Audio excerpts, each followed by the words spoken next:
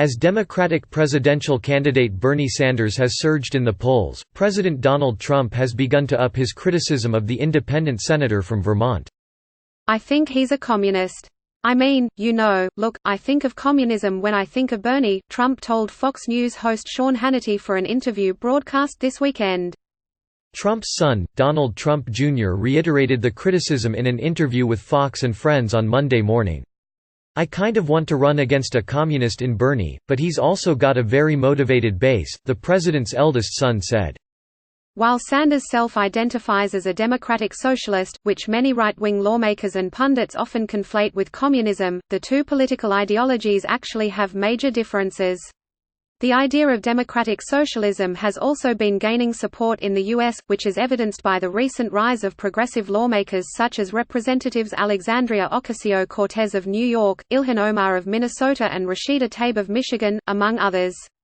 Communism does not respect or esteem formal or procedural liberal democracy, Dr. Jean-Louise Cohen, a professor of political thought and contemporary civilization at Columbia University, told Newsweek. Cohen noted that communism in practice has embraced the idea of the dictatorship of the proletariat while claiming to foster social justice rather than political democracy. Democratic socialists obviously esteem democracy and social justice and reject a need for a trade-off, she said. They seek to enhance liberal democracy with social democracy and a plurality of forms of participation.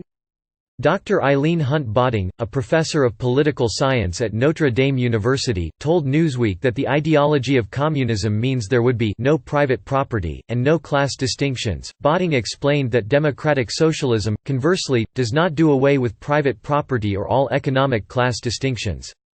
Democratic socialism aims to use democratic government to promote a more fair and egalitarian distribution of social goods and opportunities among all people in a society, she said. Many right-wing critics have argued that the ideas espoused by Sanders and other democratic socialists in Congress would lead to the collapse of the U.S. economy, and transform the country into a struggling state similar to South America's Venezuela. However, Botting and Cohen said this assessment was inaccurate, pointing out that Sanders' proposals align more closely with those already implemented by wealthy Northern European countries. Sanders, like Elizabeth Warren, is far closer to Scandinavia than to Venezuela on his democratic socialist proposals, such as Medicare for All, Botting said. Cohen said that Sanders' policies are closer to those in Sweden than in Venezuela or anywhere in the communist world. She pointed out that this would easily be understood by anyone in Europe. But the U.S. never had social democracy, so Americans don't understand this, the professor said. As Sanders has explained on the campaign trail, wealthy countries in Scandinavia already offer things like free higher education and universal health care, while they have also taken major steps to curb the use of fossil fuels and have turned to renewable energy sources. The senator's stated political goal is to use the democratic process to transition the country more towards such standards while reducing growing social inequality. "I believe in a vigorous democracy," Sanders said during a CNN town hall last April. While socialism and communism both criticize capitalism and the inequality it generally fosters, they propose different solutions to address the issues in society.